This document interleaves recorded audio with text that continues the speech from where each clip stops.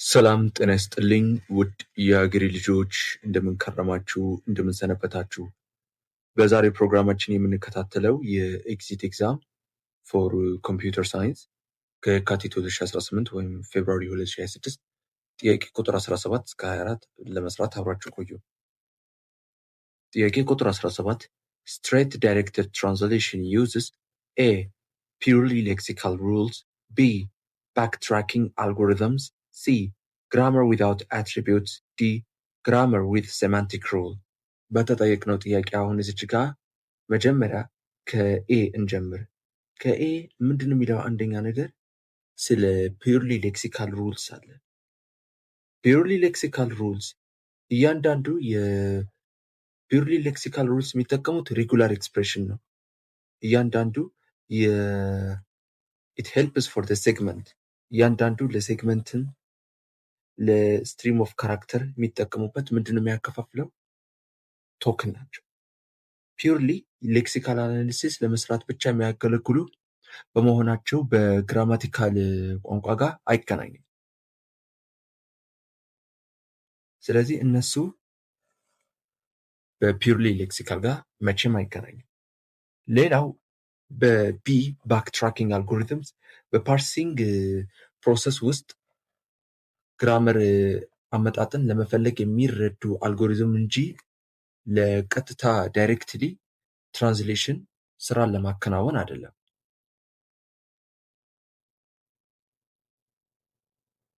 ሲ ደግሞ ግራመር ዊዛውት አትሪቢዩትስ እያንዳንዱ በአትሪቢዩት የሌላቸው የግራማቲካል ዳታ ከቦታ ወደ ቦታ ማስተላለፍ ስለማይችል በምንም ተአምር የትራንስሌሽን ስትሬት ዳይሬክትሊ ሊሆን አናሊሲስ ለማካሄድ አይችልም። ትክክለኛው መልሱ የሚሆነው ዲ ነው። grammar with semantic rule.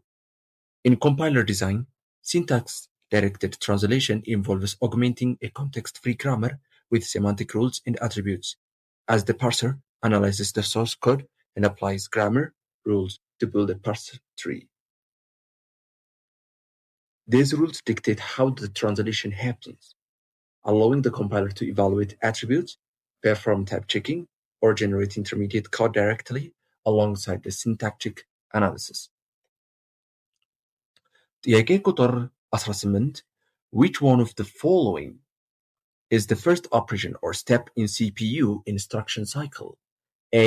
executing the instruction, B. handling interrupt, C. decoding the instruction, D. fetching the instruction. መጀመሪያ በሲፒዩ ኢንስትራክሽን ሳይክሎችን መጠቀም ያለብንን በፌች ዲኮድ ኤግዚኪዩት የተባለችው ምንድነው? it is a continuous process። በእያንዳንዱ እንደዚህ አይነት ስራ የሚሰሩትን ምንድነው የሚያደርጉት? አንደኛ ፌቺንግ ማድረግ። ይህ ማንኛውንም ኢንስትራክሽን ኤግዚኪዩት የምናደርገው የመጀመሪያው አክሽን ነው። ሲፒዩ ቀጥሎ የሚሰራውን ኢንስትራክሽኑ ከኮምፒውተሩ ዋናው ሜን ሚሞሪ ራም ላይ ፈልጎ ያመጣል። ፌቺንግ ስናደርግ ደግሞ በፕሮግራም ካውንተር ቀጥሎ የሚነበበውን ኢንስትራክሽን አድሬስ ይዞ የሚጠብቅ ልዩ ሬጅስተር ነው። ይሄ በፕሮግራም ካውንተር ነው። እያንዳንዱ ምንድነው ሆልድ የሚያደርገው? it holds the memory address of the next instruction to be executed። በቀጣይ ኢንስትራክሽኑ ኤግዚኪዩት እንዲያደርግ ነው። ሲፒዩ ደግሞ ምንድነው የሚሰራው? አንደኛ ሲፒዩ ኢንስትራክሽን ካመጣ በኋላ በኢንስትራክሽን ሬጅስተር ውስጥ ያቆየዋል። ከዚህ በኋላ የፕሮግራሙ ካውንተሩ ወደ ቀጣዩ ኢንስትራክሽን አድሬስ እንዲያመለክት ይደረጋል። ዲኮዲንግ የምናደርገው ደግሞ ከዛ በኋላ ሃንድሊንግ ኢንተረፕትስ ሚል አለ።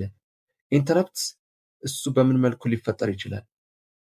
እሱ the CPU checks to see if any interrupt signals hardware or software requested immediate attention have been raised። ያ ማለት ኢንተረፕትስ ከውጫዊ አካላት ወይም ከውስጣዊ ፕሮግራሞች የሚመጡ አስቸኳይ ትኩረት የሚሹ ጥያቄዎች ናቸው።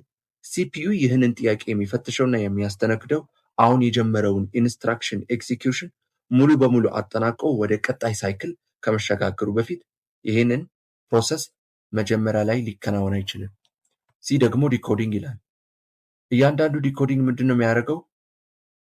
ኢንስትራክሽኑ አንዴ ከገባ ኢንስትራክሽን ሬጅስተር ኮንትሮል ዩኒቱ ደግሞ ዲኮድ ያደርጋል። በዚህ ስቴፑ ደግሞ ምንድነው የተፈጠረ ያለው? በማምጣት ደረጃ የተወሰነው መመሪያ እያንዳንዱ የተወሰነው ኢንስትራክሽን በባይነሪ ኮድ 0 እና 1 የተቀመጠ በመሆኑ ሲፒዩ በቀጥታ ሊረዳው አይችልም። ስለዚህ ኮንትሮል ዩኒት መመሪያ ኢንስትራክሽኑ አናላይዝ ምን መደረግ እንዳለበት ለምሳሌ አድ፣ ማይነስ እንዲሁም ዳታ ትራንስፈር ለማድረግ የመሳሰሉትን እንደዛ ማድረግ ነው። to perform which jump load ለማድረግ addition subtraction needs to be performed። ዲ ደግሞ ፌቺንግ ይላል። ፌቺንግ ያው መጀመሪያ ኢንስትራክሽን ነው እንደነገርኳችሁ። ትክክለኛ መልሱ ስቴፑ ዲ ነው። ፌቺንግ the instruction. The standard order of operations is A. Fetch. The CPU retrieves the next instruction from the memory address stored in the program counter. 2. Decode. The control unit interprets the fetched instruction to understand what operation needs to be performed. C. Execute. The CPU carries out this instruction, like performing an arithmetic calculation via the arithmetic logical unit or moving data. ጥያቄ ቁጥር 19 ምንድን ነው የሚለው? Which search strategy tries to expand the node that is closest to the goal? On the grounds that this is likely to lead a solution quickly. Thus, it evaluates nodes by using just the heuristic function f of n which equals to h of n. A. Uniform cost search. B. Greedy best first search. C. Depth first search. D. A asterisk search. የተጠየቅነውን መጀመሪያ ስለ ኢቫሉዌሽን ሂውሪስቲክን ፋንክሽኑ ምንድን ነው የሚጠቀሙት? የሂውሪስቲክ ፋንክሽኑ እንደ አንኢንፎርምድ ሰርች ስትራቴጂስ የሚጠቀሙት አንደኛ ነገር በደንብ እናስተውል። ከኤ እንጀምር። ዩኒፎርም ኮስት ሰርች። ይሄ ምንድን ነው የሚሰራው? እያንዳንዱ ኢቫሉዌት የሚያደርገው ሰርቾችን ምንድን ነው የሚሰራው? አንደኛ ከአክቹዋል ፓዝ ኮስት ከስታርት ኖድ የተጀመረው አክቹዋል ፖስት ኮስት እንዲፈጠር ማድረግ፣ ከዛ ማንኛውንም ሂውሪስቲክ ኢስቲሜቱ ወደ ጎል እስኪሻገር ድረስ ኢግኖር ማድረግ ኤፍ ኦፍ ኤን which is equals to g of n። ቢ ደግሞ ምንድን ነው የሚለው? ግሪዲ ቤስት ፈርስት ሰርች። ግሪዲ ደግሞ ኢንፎርምድ ሰርች ነው። የማንኛውንም አልጎሪዝም በአርቲፊሻል ኢንቴሊጀንስ የሚጠቀሙ ፓት ፋይንዲንግ ለማግኘት ነው። ይህን በአርቲፊሻል ኢንቴሊጀንስ ጥቅም የሚውሉ በኢንፎርምድ ሰርች ስትራቴጂ ዋናው ዓላማው በሰርች ወቅት በቀጥታ ወደ ጎል በጣም የቀረበ መስሎ የሚታየው አቅጣጫ በመምረጥ መፍትሄ ላይ በፍጥነት መድረስ ነው። ኢቫሉዌሽን ፋንክሽን የኖዶችን ምንገመግምበት ፎርሙላ አለ። ይህንን የሰርች ስልትን የሚመራው በሂውሪስቲክ ተግባር ብቻ ነው። ኤፍ ኦፍ ኤን ስኮቱ ኤች ኦፍ ኤን። ሂውሪስቲክ አሁን ካለንበት ኖድ ኤን ተነስተን ወደ ጎል ለመድረስ የሚያስፈልገውን ግምታዊ ርቀት ወይም ዋጋ የሚሰላበት መንገድ ነው። አልጎሪዝሙ ደግሞ በየደረጃው አነስተኛ ሎወስት ሂውሪስቲክ ያለው ኖድ መርጦ በመዘርጋት ሂደቱ ይቀጥላል። ሲ ደግሞ ዴፕት ፈርስት ሰርች ምንም አይነት ሂውሪስቲክ ፋንክሽኑ የማይጠቀም ከመሆኑ በላይ የዴፕት ትሪ ብቻ ተከትሎ የሚሄድ አንኢንፎርምድ ሰርች ነው። ዲ ደግሞ ኤ አስትሪስክ ሰርች ደግሞ ምንድን ነው የሚያደርገው? አክቹዋል ፓዝ ኮስት እና ከመጀመሪያው አክቹዋል ፓዝ እና ኤስቲሜትድ ኮስት የነበረው ከጎሉ እያንዳንዱ ባላንስ ማድረግ ይችላል። ኤፍ ኦፍ ኤን ኢኳል ቱ ጂ ኦፍ ኤን ፕላስ ኤች ኦፍ ኤን።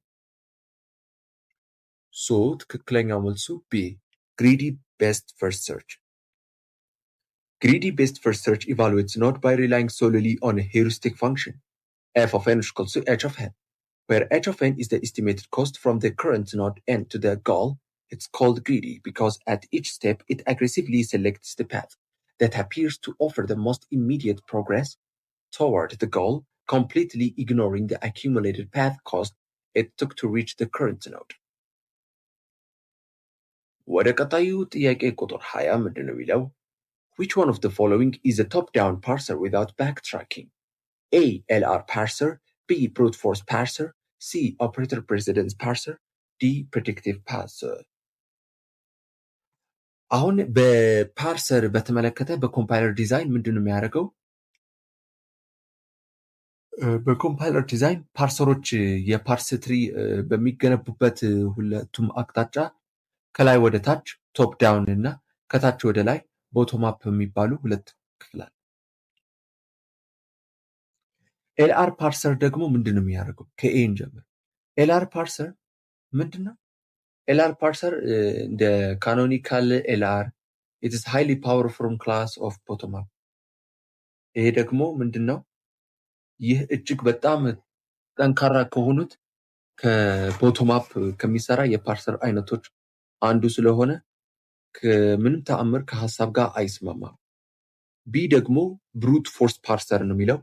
ምንም እንኳን ከላይ ወደ ታች ወይም ቶፕ ዳውን የሚሰራ ቢሆንም ትክክለኛው ስትራክቸር እስኪያገኝ ድረስ ሁሉንም አማራጮች በተራ ስለሚሞክር የከፍተኛ የሆነ ወደ ባክ ትራኪንግ ፕሮሰስ ይጠቀማሉ። ስለዚህ በምንም ተአምር ይሄ መልስ አይሆንም። ሲ ደግሞ ኦፕሬተር ፕሬሲደንስ ፓርሰር። ይህ ፓርሰር ቦቶም አፕ የሚሰራ ሲሆን የሚያገለግለው የኦፕሬተር ቅደም ተከተል ግራመር ነው። ኦፕሬተር ግራመር ላላቸው የተወሰኑ ስትራክቸሮች ብቻ ናቸው። ትክክለኛ መልሱ የሚሆነው ዲ ነው። ፕሬዲክቲቭ ፓርሰር ደግሞ ቶፕ ዳውን ከሚሰሩ የፓርሰር አይነቶች መካከል አንዱ ሲሆን ወደ ባክ ትራኪንግ ሳያስፈልገው መስራት የሚችል ፓርሲንግ ዘዴ ነው። ፕሬዲክቲቭ የተባለበት ምክንያት ወደፊት የሚመጣው ቀጣይ የሉክ አሄድ ቶክን በመመልከት የትኛው የፕሮዳክሽን ግራመር ሩል መጠቀም እንዳለበት አስቀድሞ መወሰን ወይም መተንበይ ስለሚችል ነው። ሌላኛው ደግሞ ፓርሲንግ ቴብል። ይህ ፓርሰር የግራመርን ፈርስት እና ፎሎው ሴት በመጠቀም የተሰራ ቴብል ይጠቀማል። የኤልኤል1 ፓርሰር ስትራክቸር ያለው ከሆነ በቴብል ውስጥ ያንዳንዱ ክፍል አንድ ህግ ብቻ ስለሚቀመጥ ፓርሰሩ ያለምንም ጥርጣሬ ወደ ባክ ትራኪንግ ሳይገደድ የፓርስ ትሪ መገንባት ይቻላል። ትክክለኛው መልሱ ዲ ነው፣ ፕሬዲክቲቭ ፓርሰር። A predictive parser such as an LLL1 parser is a type of top-down parser that does not require backtracking. And instead of guessing which grammar rule to apply a winding back if it fails, it looks ahead at the next input tokens and uses a parsing table to immediately determine the exact production rule to execute. ጥያቄ ቁጥር 21 ምንድነው የሚለው? How many layers are there in OSI reference model? A7 A7 B6 C5 D4 ይሄ ቀላል ነው። በእርግጥ ነው ሁላችሁም እንደምታውቁት OSI ሪፈረንስ ሞዴል የተለመደው በሞዴል በዓለም አቀፍ የደረጃዎች ድርጅት ወይም ISO ኢንተርኮኔክትድ ISO የተባለችበት ኢንተርናሽናል ኦርጋናይዜሽን ፎር ስታንዳርዳይዜሽን አማካኝነት የተነደፈ የኮምፒውተር ኔትወርክ መሰረታዊ ማዕቀፍ ነው። ይህ ሞዴል ሁለት የኮምፒውተር ኔትወርክ ላይ መረጃ እያንዳንዱ ዳታ እንዴት ኤክስቼንጅ ማድረግ እንደሚችል እያንዳንዱ በሰባት የተለያዩ ሌቨሎች እና ሌየሮች አሉ። ፊዚካል ሌየር መጀመሪያ፣ ሁለተኛ ዳታ ሊንክ ሌየር፣ ሶስተኛ ኔትወርክ ሌየር፣ አራተኛ ትራንስፖርት ሌየር፣ አምስተኛ ሴሽን ሌየር፣ ስድስተኛ ፕሬዘንቴሽን ሌየር፣ ሰባተኛው አፕሊኬሽን ሌየር። ሰባት ናቸው ማለት ነው። ትክክለኛው መልሱ ኤ ነው፣ 7። The open system interconnection reference model is a conceptual framework used to describe the functions of a networking system. It characterizes computing functions into a universal set of rules and requirements in order to support interoperability between different products and software. ጥያቄ ቁጥር 22 ምንድነው የሚለው? Which one of the following is a computer structural component that provides for communication among CPU, main memory, and input-output?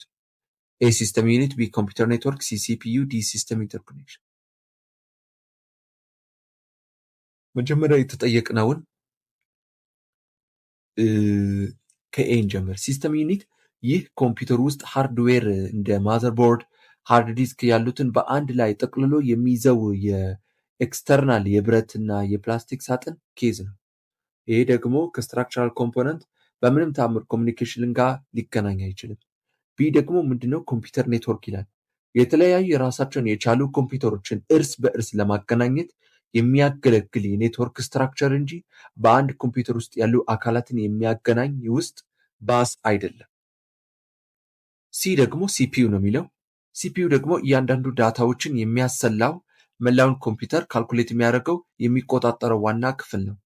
እሱ የዚህ ግንኙነት ተጠቃሚው እንጂ ግንኙነቱ የሚፈጠረው ከምንም ተአምር ከሲስተም ኢንተርኮኔክሽን ጋር አይገናኝም ማለት ነው። ዲ ደግሞ ሲስተም ኢንተርኮኔክሽን ጋር ነው። ሲስተም ኢንተርኮኔክሽን ደግሞ ኢት ኢዝ ፊዚካል ኤንድ ሎጂካል ሜካኒዝም። ሎጂካል ሜካኒዝም የምንላቸው አንደኛ እንደ ሲስተም ባስ አለ። ሲስተም ባስ ደግሞ ይህ ትስስር በሃርድዌር ደረጃ በብዛት በሲስተም ባስ አማካኝነት የሚወክለው ዳታ ባስ አለ። ትክክለኛው ዳታ ከአንዱ ክፍል ወደ ሌላው ለመጓጓዝ ያገለግላል። አድሬስ ባስ ደግሞ ዳታው ከየት መጥቶ ወዴት መሄድ እንዳለበት ለምሳሌ በሚሞሪ ውስጥ ያለውን ስፔሲፊክ አድሬሶችን የሚጠቁም ነው፣ ስፔሲፋይ የሚያደርገው።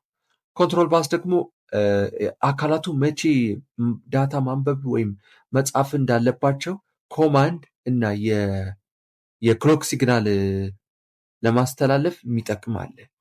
ሶ ትክክለኛው መልሱ የሆነው ዲ ነው፣ ሲስተም ኢንተርኮኔክሽን። In computer architecture, the system interconnection most commonly implemented as a system bus is the structural component that links the CPU, main memory, and input-output modules together. It allows these distinct components to communicate and transfer data, addresses, and control signals back and forth. ወደ ቀጣይ ጥያቄ ስንገባ ምንድን ነው የሚለው?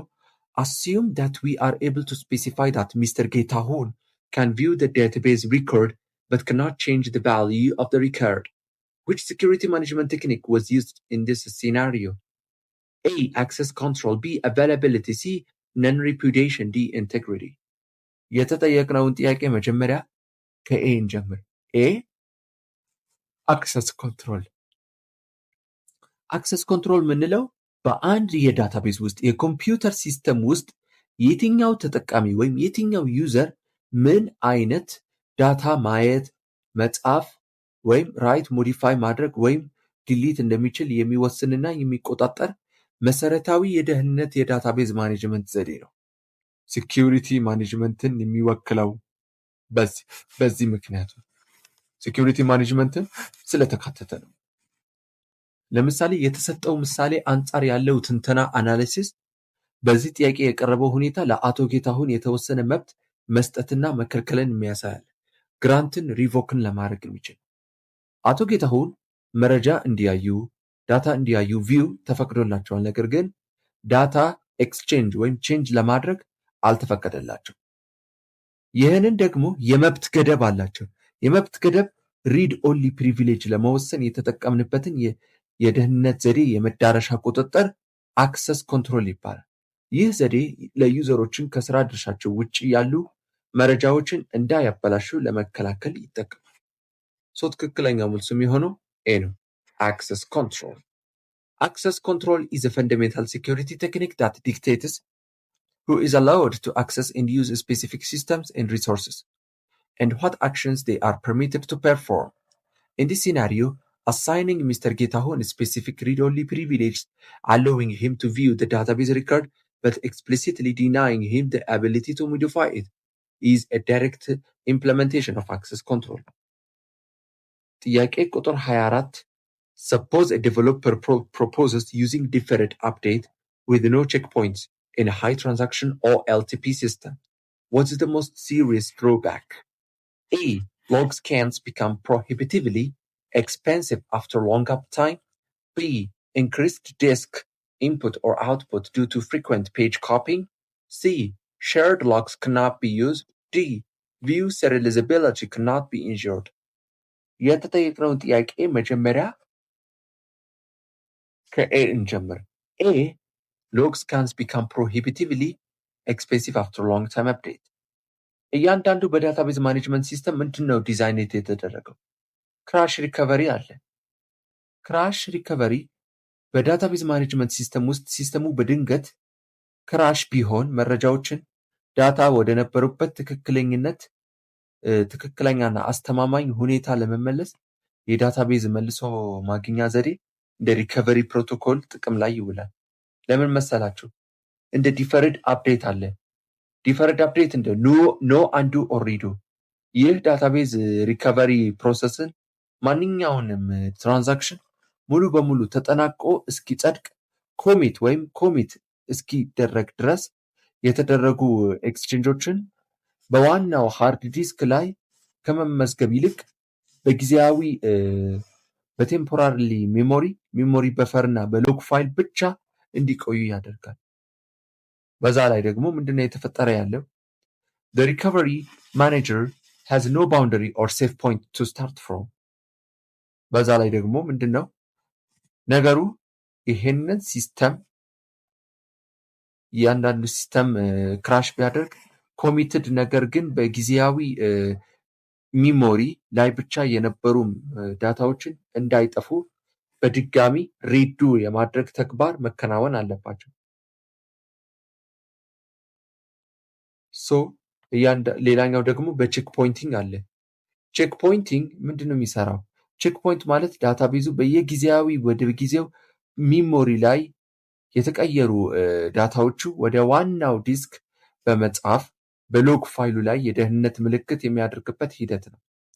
በዳታቤዝ ክራሽ ወቅት ሲከሰት ሲስተሙ ከቼክ ፖይንቱ በፊት የነበሩ ዳታዎቹ በሙሉ ዲስክ ላይ በሰላም መጻፋቸው ስለሚያውቅ ሎጉን የሚቃኘው በቼክ ፖይንቱ ምልክት በኋላ ያሉትን አዳዲስ ዳታዎች ብቻ ነው የሚወክለው። ሌላኛው ደግሞ ያለ ቼክ ፖይንት የሚከሰተው ዋነኛ ችግር ምን መሰላችሁ? ከፍተኛ ትራንዛክሽን ሲስተም በሚሰራ ሃይ ትራንዛክሽን OLTP ሲስተም ውስጥ በሰከንድ ውስጥ በሺዎች የሚቆጠሩ ዳታ ቼንጅ ያደርጋል። ሲስተሙ ያለ ቼክ ፖይንት ለረጅም ጊዜ ከሰራ ድንገት ክራሽ ቢያደርግ ሪከቨሪ ማኔጀሩ መረጃውን ለማስተካከል የሚነሳበት ምንም አይነት ሴፍ ፖይንት የለው፣ የደህንነት ምልክት የለው። በዚህ ምክንያት ሲስተሙ ከተነሳበት ጊዜ ጀምሮ የተመዘገቡበትን እጅግ በጣም ግዙፍ የሆነ ሎግ ኢንፎርሜሽን ፋይሎችን ከመጀመሪያው ጀምሮ ሙሉ በሙሉ እስካን ማድረግ ይኖርበታል። ይህ ሎግ ፋይሎችን ፕሮሰስ እጅግ በጣም ከፍተኛ ጊዜና የኮምፒውተር አቅም ስለሚጠይቅ ዳታቤዙ በቶሎ ተነስቶ አገልግሎት እንዳይሰጥ ያደርጋል። ትክክለኛ መልሱ ኤ ነው። ሎግ scans become prohibitively expensive after long time. In a deferred update recovery scheme, often called the no undo redo algorithm, no physical updates are made to the database on a disk until a transaction successfully commits. Instead, all changes are recorded in the transaction log. If the system crashes, recovery involves scanning the log and applying a redo operation to all committed transactions. ውድ የአገሬ ልጆች የዛሬው ትምህርት ፕሮግራማችን አጠናቀናል ማለት ነው። በሚቀጥለው እስከምንገናኝ ድረስ ቸር ቆዩልኝ።